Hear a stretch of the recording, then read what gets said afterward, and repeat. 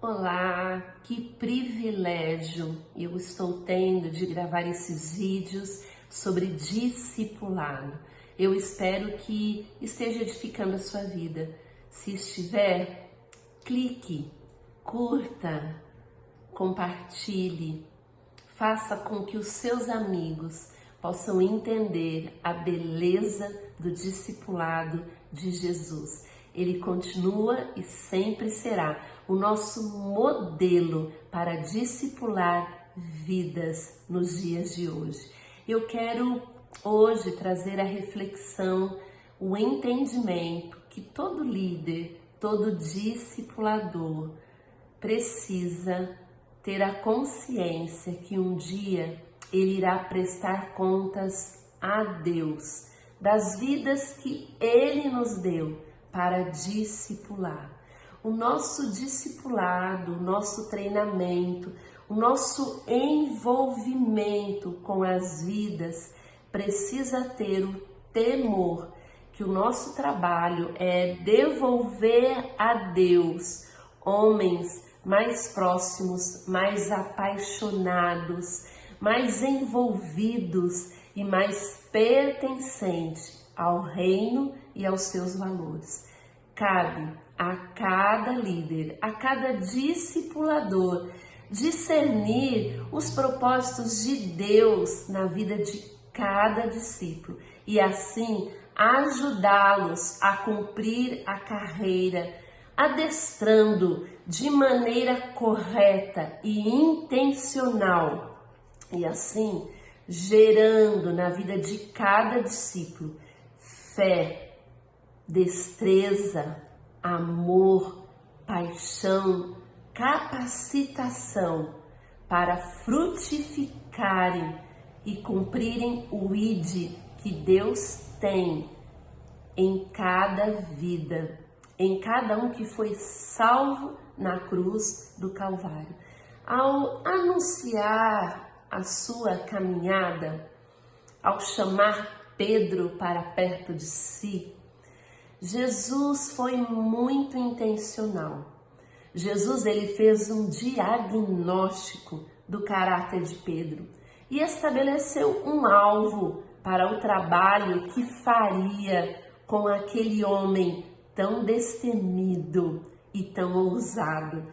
A Bíblia conta que Jesus, olhando para Pedro, disse: "Tu és Simão, filho de João, tu serás chamado Cefas", que quer dizer Pedro. Esse texto está em João, capítulo 1, versículo 42.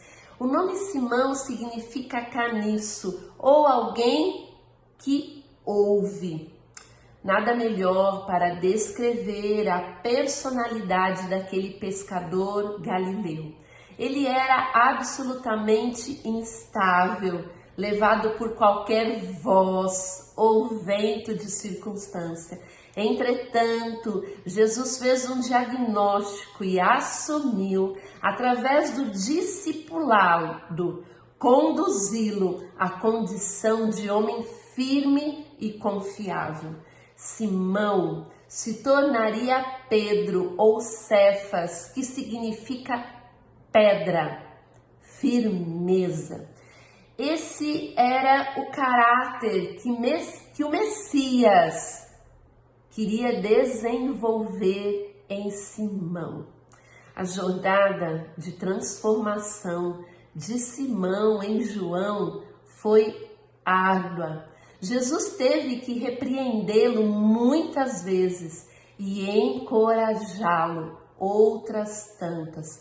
Ele era capaz de, em um momento, ser usado pelo Espírito e no momento seguinte se deixar manipular por Satanás. Sim, Simão era instável. Tinha ímpeto para andar sobre as águas, mas na sequência começar a afundar pela ação da dúvida. Ele podia sacar uma espada e cortar a orelha de um homem e hora depois dizer que não conhecia Jesus. tremendo de medo diante de uma simples criada. Sim, Simão era um verdadeiro caniço, agitado pelo vento, se curvando a todas as vozes.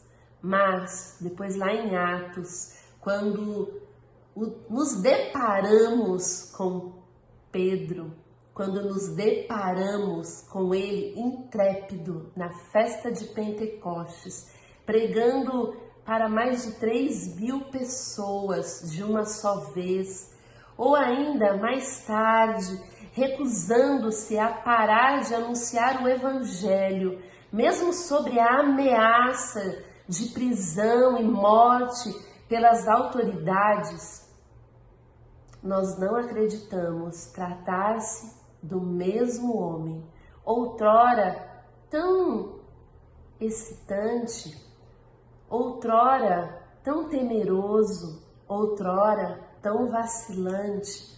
Agora não existia mais Simão, o caniço que se dobra. Após a cruz, após 3 anos de discipulado, após a cruz ressurgiu um outro homem que foi forjado pelo discipulado. Na verdade, não era mais Simão que estava ali na festa de Pentecostes. Ali estava Cefas, ali estava Pedro. O discipulado com Jesus e a unção do Espírito Santo fez daquele caniço uma verdadeira rocha, estável e convicta. Um discipulador deve ser um canal profético para a vida daqueles que o seguem e ter a responsabilidade de perceber, discernir a vontade de Deus para as vidas que Deus entregou em suas mãos. Sim, haverá momentos que, como discipuladores, nós teremos que despertar na vida dos nossos discípulos a fé, a coragem, a ousadia e a dependência de Deus. Porém, com muito cuidado para não fazer de maneira leviana e para não manipular as pessoas de acordo com as nossas percepções ou os nossos interesses humanos. Sim, precisamos temer a Deus e aos seus propósitos.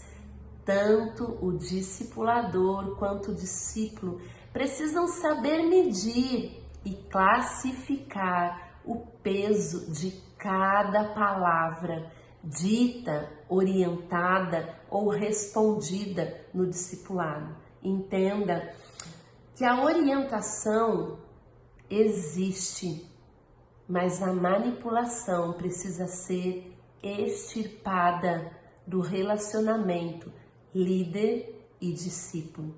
Vamos refletir então sobre os vários níveis ou os vários pesos que precisamos dar à orientação de um discipulador? Vamos lá? A primeira delas, eu queria dizer que o primeiro nível das palavras no relacionamento de discípulo e discipulador é a opinião. Entenda, quando eu dou a minha opinião para um discípulo, ela não tem peso, nem profundidade ou grande significado. A minha opinião, por vezes, não é fruto de uma convicção, é apenas uma colocação com o objetivo de provocar uma reflexão, de propor uma possibilidade, de trazer luz a um assunto. Eu só estou dando a minha opinião. O discípulo tem até a liberdade de discordar, é só uma opinião. Agora vamos para o segundo nível. No segundo nível, quando o líder expõe a sua opinião, a sua palavra, a sua orientação, Aqui já não é uma simples opinião. Aqui ela já se torna um conselho. E o conselho exige que o discípulo pare, que ele reflita, que ele busque base bíblica.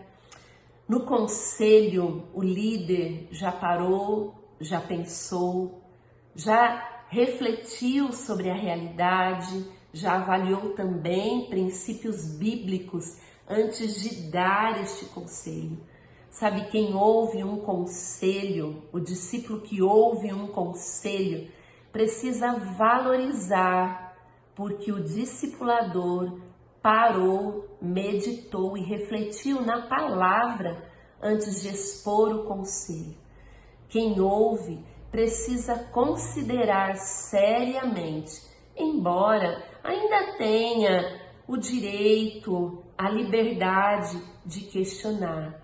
Mas quando o líder dá um conselho, ele espera que o discípulo leve a sério e entenda que ignorar aquele conselho trará um grande risco para a sua vida e para a sua caminhada. Vamos ao nível 3.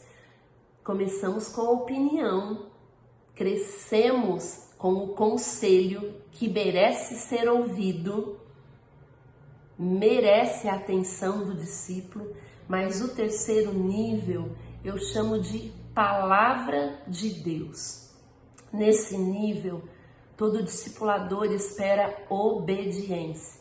Afinal, não é a sua opinião ou o seu conselho, é a palavra de Deus, que céus e terras passarão, mas ela ficará. E é por ela que um dia seremos julgados. Aqui, a orientação do líder é clara, está na Bíblia, não é para ser discutido e muito menos ignorado. São orientações que envolvem princípios eternos que devem reger a vida e as decisões de cada discípulo na face da terra. Mesmo assim, um discipulador consciente reconhecerá que em muitos temas o que está escrito pode ser interpretado de formas diferentes. E aí, o discípulo tem que assumir o risco de divergir. Um discipulador, muitas vezes, pode ser e deve ser um canal profético, transmitindo uma direção que percebe no espírito. Outras vezes, ele precisa ser mais intencional, como espada mesmo, citando a palavra e levando o discípulo a obedecer. Mas e quando não é só a palavra? É algo que o discipulador está recebendo no seu espírito. Nesse sentido, o discipulador deve fazê-lo com muito temor e com muita sensibilidade, transferindo ao discípulo que ouve a responsabilidade de provar aquela palavra de Deus, de provar, avaliar, meditar, assim como diz Paulo em Coríntios, capítulo 13, versículo 9. Em parte conhecemos e em parte profetizamos. Sim, toda profecia, ela tem um elemento humano e por isso ela deve ser colocada à prova, porém nunca desprezada. 1 Tessalonicenses 5:20. Enfim, a tarefa no discipulado ou a tarefa do discipulador, ela precisa ser cumprida com excelência por líderes servos, servos de Deus, servos temente a Deus, servos apegados, enraizados à sua palavra, com o propósito de forjar, de aperfeiçoar, de lapidar, de treinar, de discipular vidas que Deus as entregou para um dia devolver a Ele, aperfeiçoadas nele e na palavra. Que bom esse tempo contigo. Que Deus te abençoe. Curte, se inscreva, multiplique, compartilhe. Até breve.